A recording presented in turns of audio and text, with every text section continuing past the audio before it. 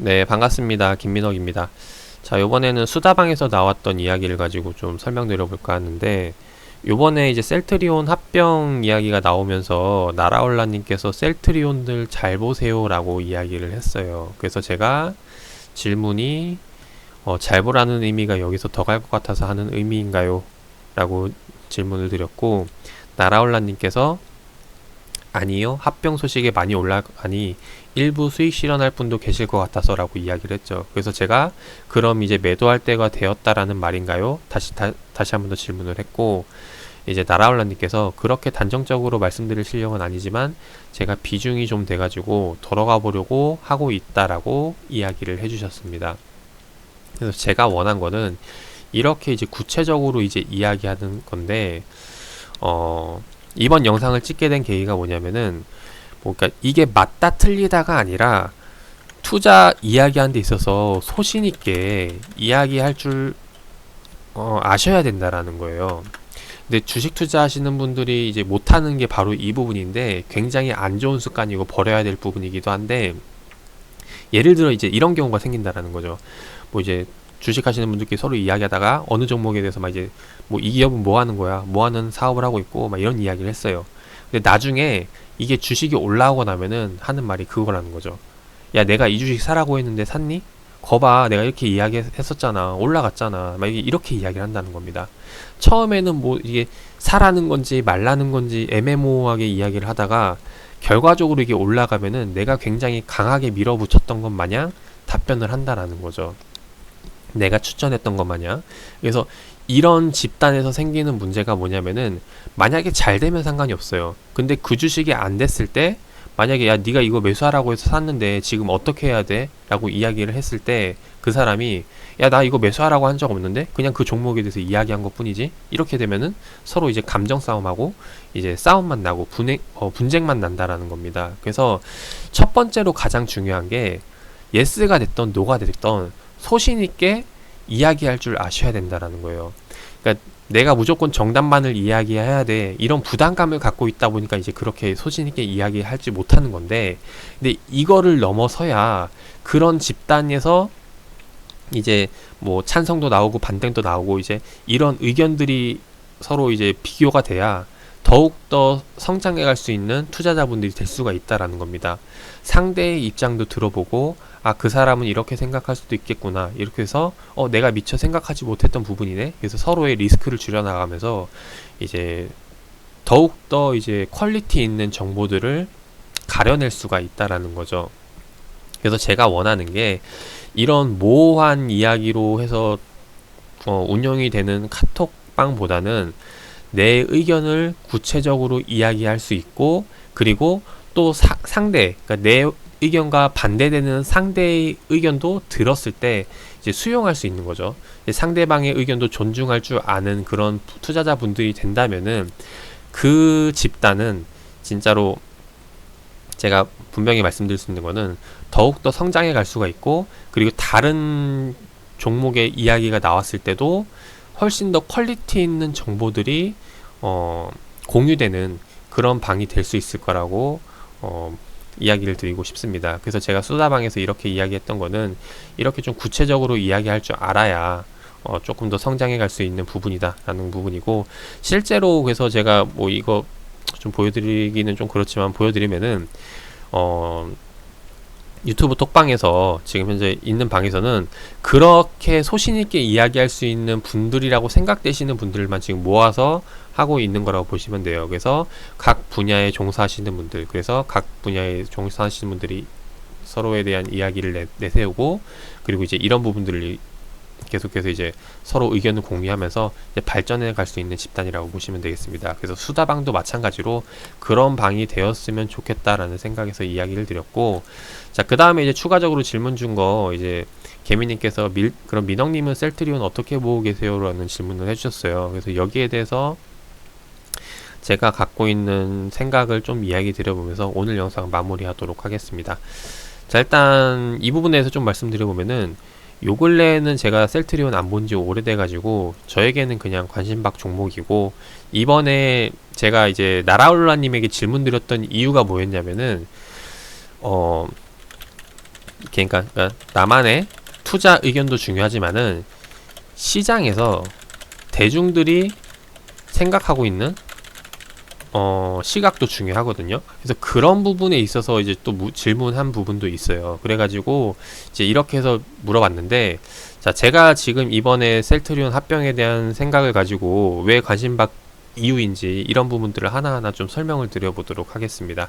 자, 일단 셀트리온은 좀 안 본 지 오래됐는데 제가 보기 시작했던 때부터 좀 말씀을 드려보면은, 셀트리온은 2017년도 말에 2018년도 때 관심을 갖기 시작을 했어요. 관심 갖기 시작했던 이유는 정확히 코스닥에서 이 셀트리온이 코스피로 넘어가게 됩니다. 그래서 이전 상장을 하게 되는데 여기에 대한 부분에서 관심을 갖기 시작을 했다는 거죠. 그래서 좀 기사를 보여드려 보면은 이게 2017년도 10월 달부터 이런 이야기가 나왔고 실제로 2월 달에 이전 상장을 시작을 했죠. 자, 관심 갖기 시작했던 건 뭐였냐면은 코스닥에서 코스피로 넘어갈 때 코스피 시장에 상장이 되면은 기관계 수급이 붙는다라는 거예요.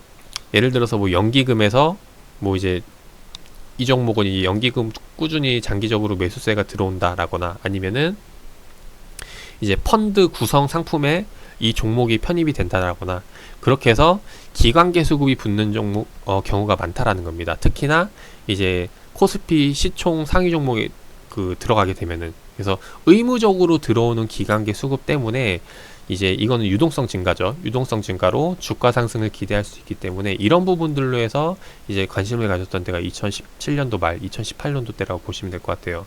그렇게 해서 일단 관심을 가졌었고, 그 이후에 다시 한 번 더 관심을 가졌던 게 조정이 나오면서 하락폭을 줄여나갈 때, 이전에 하락폭이 각도가 이 정도였다가 이후에 각폭을 줄여나가면서 이제 횡보로 넘어가게 되죠. 그래서 수렴을 하게 되는 구간, 여기서 다시 한 번 더 방향성이 나올 수 있겠다. 그래서 이거는 하방보다 상방이 좀 더 가능성이 높아 보여가지고 이런 부분에 있어서 이제 공략을 했던 때가 이제 이전이었어요. 이제 그러고 나서 관심을 갖고 있지 않다가 요번에 이제 합병 이야기가 나오면서 다시 한 번 더 뭐 이제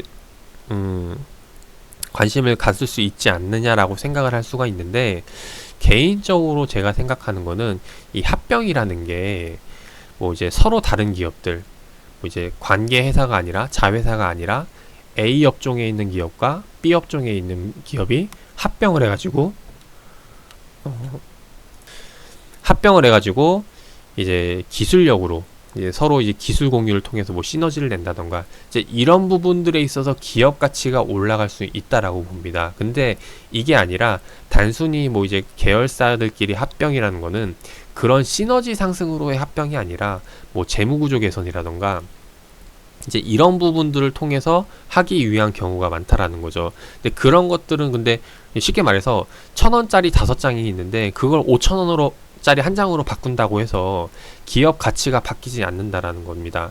그래서 이런 것들은 단순히 뭐 이벤트성으로 시장에서 투자자들이 관심을 가질 수 있지만은 뭐 이런 부분들이 실제로 주가 상승을 끌어올릴 수 있을 만한 원동력이 될 수 있을까? 이런 부분들을 생각을 한다면은 사실상 합병이 아니라 분할이 훨씬 더욱더 이제 기업을 크게 할 수 있는 그런 재료가 된다라는 거죠. 왜냐면은 기업 분할을 통해서 이제 각자의 기업으로 이제 좀 더 그 역량을 집중을 하고 이제 그런 부분에서 이제 키우기 위한 목적이 있는데, 이게 오히려 합병이 된다고 해서 좀 좋다라고 생각을 하기에는 조금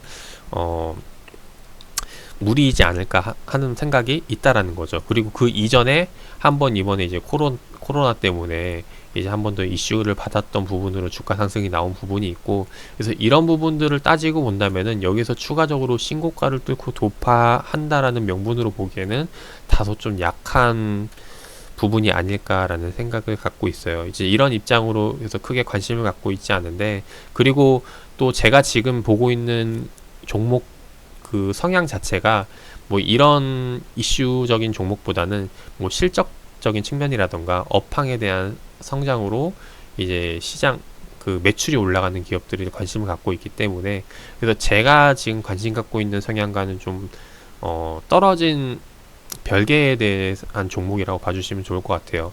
그래서 일단 이런 부분들로 관심을 갖고 있지 않다라는 부분입니다. 그래서 제가 뭐 이렇게 크게 시간 투자해서 살펴본 게 아니기 때문에, 그래서 이 종목에 대한 언급을 하지 않은 거였고, 그렇기 때문에 지금 이 종목을 관심 있게 보신 분들에 대한 입장이 어떤지 궁금해서 질문을 드렸던 부분도 있어요. 왜냐면은 저는 이거죠. 이 셀트리온이라는 기업 자체에 대해서 관심을 갖고 있지 않기 때문에 지금 시점 기준으로 시간을 투자한다면은 지금부터 투자해도 이제 오랜 시간이 걸린다라는 거죠. 근데 만약에 이 기업에 관심 갖고 있어서 이미 몇 시간 많은 투자를 해서 이 기업을 분석하신 분들에 대한 의견을 들어볼 수 있다면은 그만큼 제가 시간을 절약할 수 있는 방법이 될 수가 있다라는 겁니다.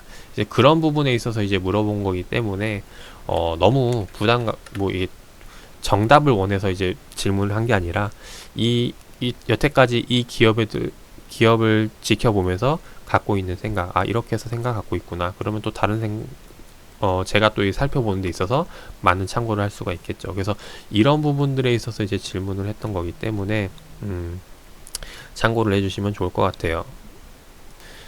자, 그래서 이번 시간에는 정리를 해보면은, 수다방에서 이야기했던 내용, 소신껏 이야기할 수 있는 그런 분들이 되셨으면 좋겠다라는 생각으로 영상을 찍게 됐고, 셀트리온에 대해서 지금 보고 있는 시각은 이야기 드렸듯이 합병 이슈라고 해서 요약하면 그거 같아요.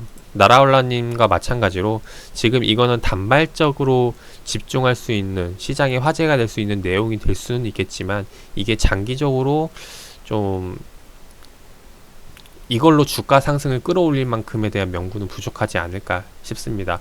만약에 셀트리온이 올라간다면은 이게 아닌 다른 명분으로 올라갈 거라고 생각이 든다라는 거죠. 그래서 그런 부분에서 이야기를 드리고 싶었고, 그래서 참고하셔가지고 많은 도움 되시길 바라겠고, 이 수다방에서 이 영상을 보시는 분들이라면은 앞으로 좀 더 소신 있는 투자 의견을 내므로써 서로가 조금 더 이제 성장할 수 있고 유연한 투자를 할 수 있는 그런 분들이 되시길 바라겠습니다.